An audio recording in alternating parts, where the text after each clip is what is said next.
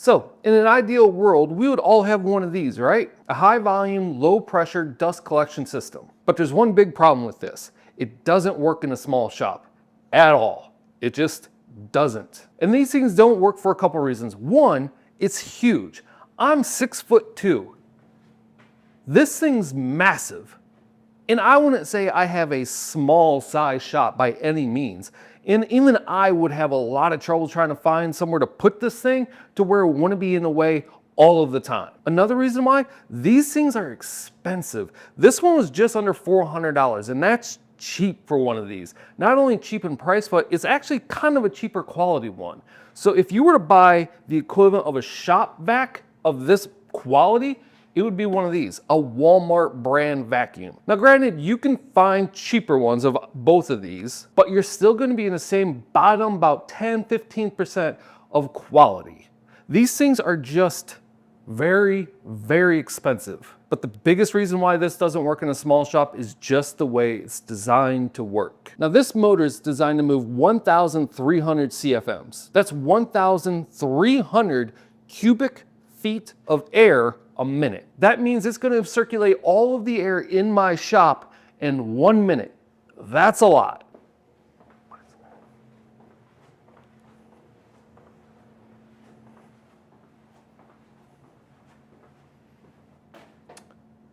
That's a lot of air. And it's able to do that because of this. This has a 10-inch impeller that hooks up to a 5-inch inlet that then hooks up to two 4-inch inlets, but whatever. So a 10-inch impeller hooked up to a 5-inch inlet, this thing can move some serious volume. Like a lot. Now just for comparison, this is a rigid redline wet dry vac, which is like the Ferrari of vacuums. Now I don't care what anybody says. This thing's amazing. But this thing still only has like a 3.5-inch impeller that connects to a 2-inch inlet. This is not going to move a lot of volume. But before anyone leaves comments that these aren't the same, yes, I know this is a low pressure, high volume. This is a high pressure, low volume. But what happens when you connect that 4-inch hose to this tiny little 1-inch dust port on a miter saw, or this tiny little dust port on a job site saw, or this tiny little 1-inch dust port on a spindle sander, or even trying to connect it to the dust port on an orbital sander? Well, simply put, it's not going to work very well. It's going to defeat the entire purpose of this thing. And that's what most people don't talk about. Yes, this thing looks brilliant on paper. It does a ton of volume. It works great with sawdust. But most DIY shops like this are not equipped to be able to handle something like this. And that's why most small shops have one of those, a wet dry vac, a shop vac, whatever you want to call it. It's just more practical for the smaller shop. But there's still a lot of people out there saying, no, even if you have a small shop, even if you have all the small ports, these are still better. So let's run a bunch of tests, see if that's actually true. Let's compare this hooked up to small things to this to see if this is still better. And let's see if we can make this just as good as that for a small shop. Okay, so this is how all the tests are going to go. This 4-inch crinkle tube is connected to that. We're going to do all the tests with this as basically the control. And then we're going to take this, connect it to the end, which is going to reduce the inlet down to 1.5 inches. 1.5 inches is basically kind of standard for all DIY style tools. It's for like the miter saw, the spindle, the band saw. It can even fit onto a sander. And we're going to see if that is going to absolutely kill the performance of a high volume, low pressure vacuum. And then we're going to compare it to the shop vac to see if the shop vac has the same performance as this when it's reduced. So both these vacuums will be connected to 20-foot hoses. This one's 4-inch, will fit to that one. This is a 2-inch, will fit to that one. They're both flexy, they're both ribbed for her pleasure, and they're both going to be very, very equal. So both vacuums are going to have an equal chance to perform at their best.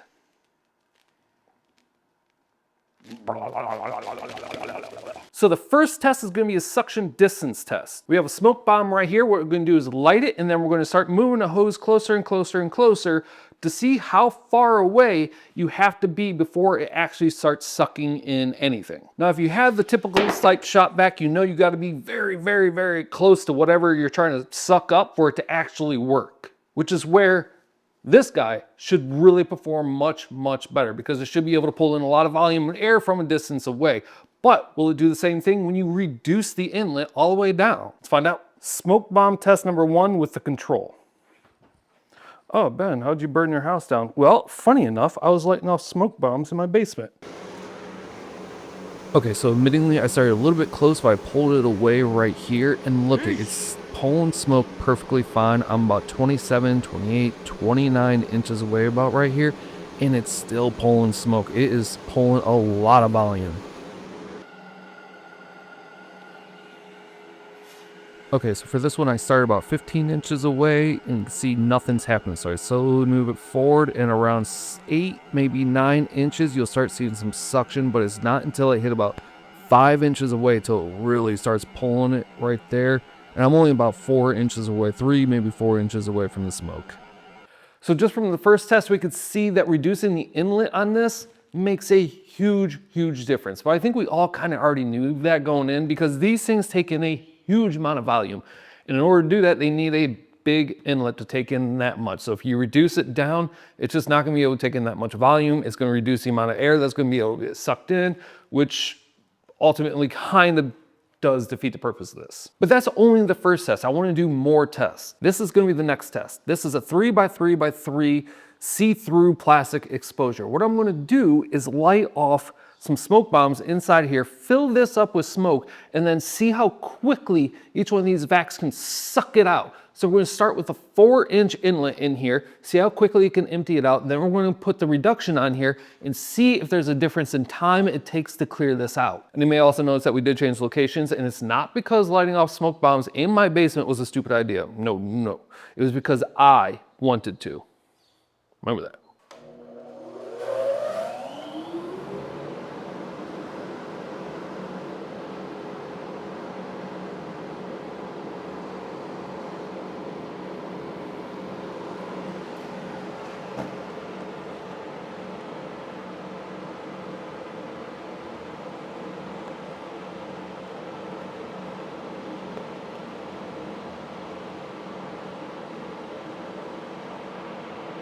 Oh.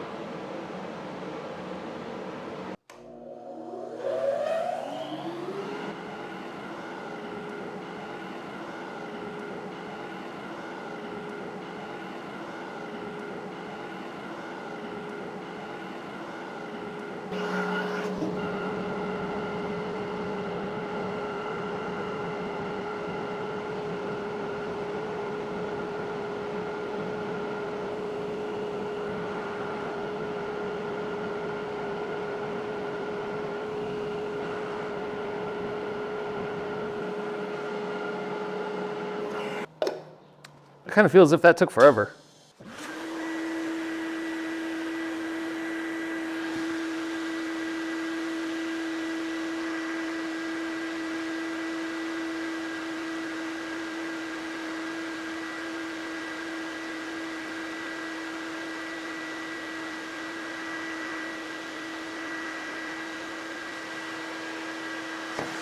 Well, there we go. Another test I think we all kind of knew the answer to. You don't reduce the inlet on that. It cleared it out like that. It was amazing, actually. But second we did reduce it, it did just as well as a wet dry vac. So this kind of shows, again, that if you do need to reduce that inlet down to fit a tool, stick with a wet dry vac. Okay, so for my next test, I was actually just gonna do a decibel test, but I feel as if that's kind of pointless because this thing, not bad at all. I could stand next to it like about 2-3 feet away from it all day.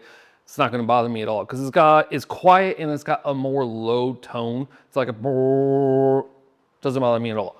This thing, even though this was the quietest wet dry vac, I tested it in that video, it's still... Want to hear the most annoying sound in the world? So I feel as if that test is gonna be kind of pointless. I mean, from a 5 foot away on a decibel test, I think this thing's still gonna be around, I don't know, high 60s, low 70s, so it's not bad at all. Okay, so I am going to do a wind speed test on this with the tube fully open and then the tube reduced. I am going to use meters per second just so we have a comparison to all the other vacuums that I tested, just so we can see it. Fully open. Okay. Jesus Christ.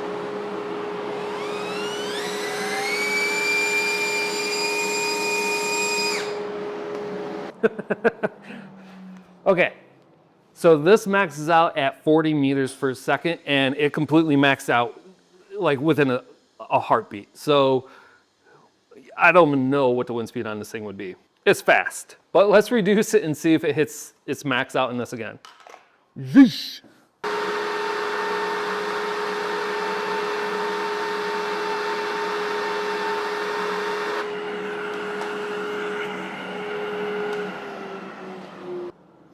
Okay, so when it's fully reduced, it does take it all the way down to pretty much a normal vacuum, like a normal good vacuum. I mean, it's not crazy.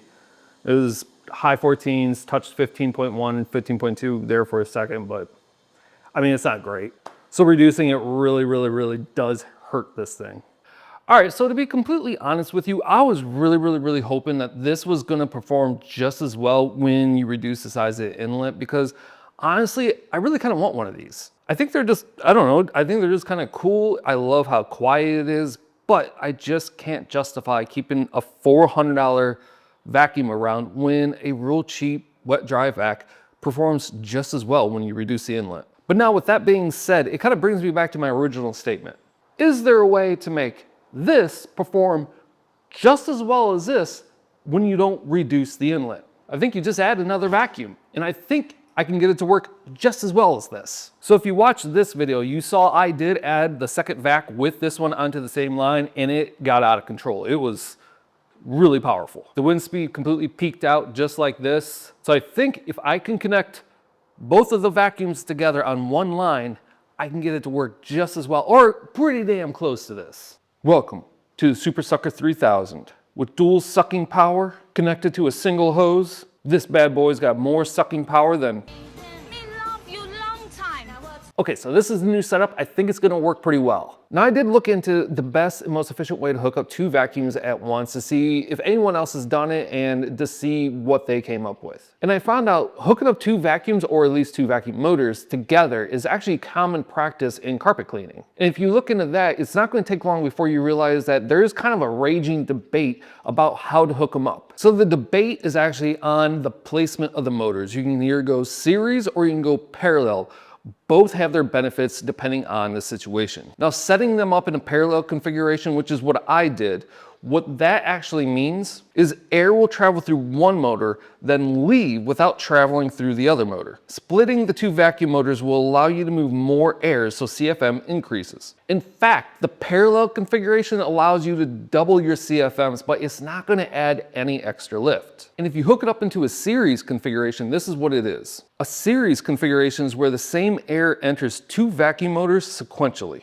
In other words, it first travels through one motor and then the other motor before completely leaving. Combining the two vacuum motors increases lift by about 60%, but you don't get any real increase in airflow since effectively only one vacuum motor is moving air in a series configuration. So the parallel configuration is going to be two motors allowing twice the airflow. So we're not very concerned with lift because sawdust itself isn't very heavy. And inside the tube, the majority of everything that's in the tube when a machine's running a saw or anything, the majority of volume that's in the tube is just air with a few sawdust particles passing through at a time. So what we want is CFMs. We want to be able to clear a large area of air quickly. So that's why we're going to go with the parallel so we can double the CFM. Now there's already a ton of science and a ton of tests behind this. It's not like I'm doing anything brand new. I'm just applying it to something a little bit newer. And there's a lot of factors that go into the tests that have already been done by experts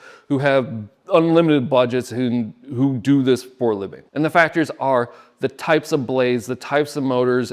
Are the blades designed for high wind speed or static pressure?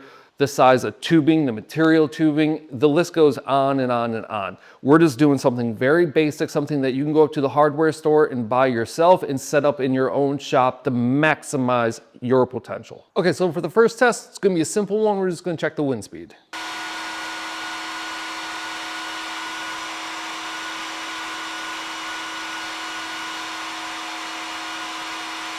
So it's not bad at 25. It's still much less than what that big guy was doing at full max with an open 4-inch tube, but it was still a lot better than what it was when it was restricted down to 1.5 inches. Okay, now the next test is the distance to suction test. Remember last time with this one, when it had the 4-inch pipe on it, I was almost like 30 inches away and it was clearing the smoke perfectly, but as soon as we reduced it down, I had to be almost right on top of it. So I'm hoping that with the increased CFMs that we're going to be able to pull, we have a pretty decent distance. I know it's not going to hit the 30 inches away like that did, but hopefully it should get much, much further away and it's going to start clearing the smoke.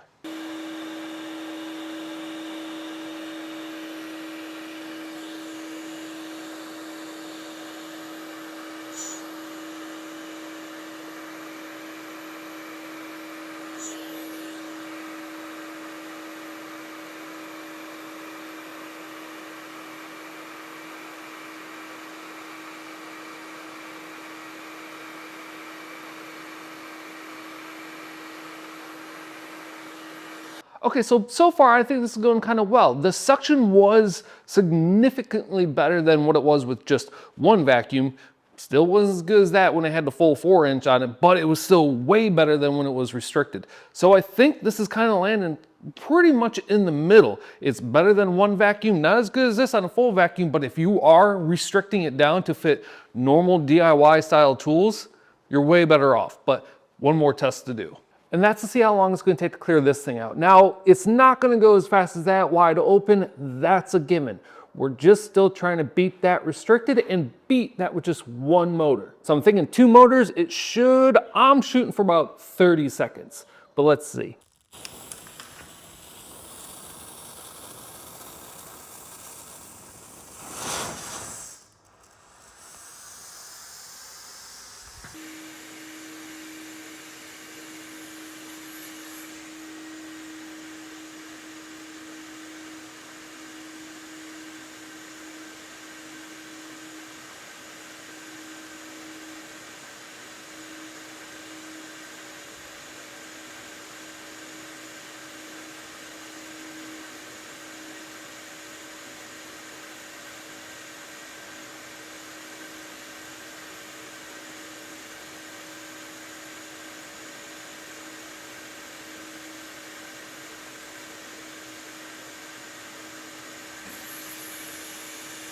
You know what, that wasn't too bad at all. I think those 2 little guys are working pretty hard, and I think it's good competition for that if you have to reduce it. Actually, you know what? I think it's blowing that thing away if you have to reduce it. Okay, now with all that, what are you gonna use? Are you gonna stick with maybe a single vac, maybe move up to a low pressure, high volume system, or switch over to a dual vac system? I wanna know. Put it down in the comments. What do you think? Or if you think I missed some tests, put them down there. I'll happily give it a shot. This stuff I love to do because a lot of the times the results do surprise me. But as always, thank you so much for watching. Please smash the like button if you liked the video or hit the subscribe button. It really helps me out a lot. And until next time, I will see everyone later. Thank you.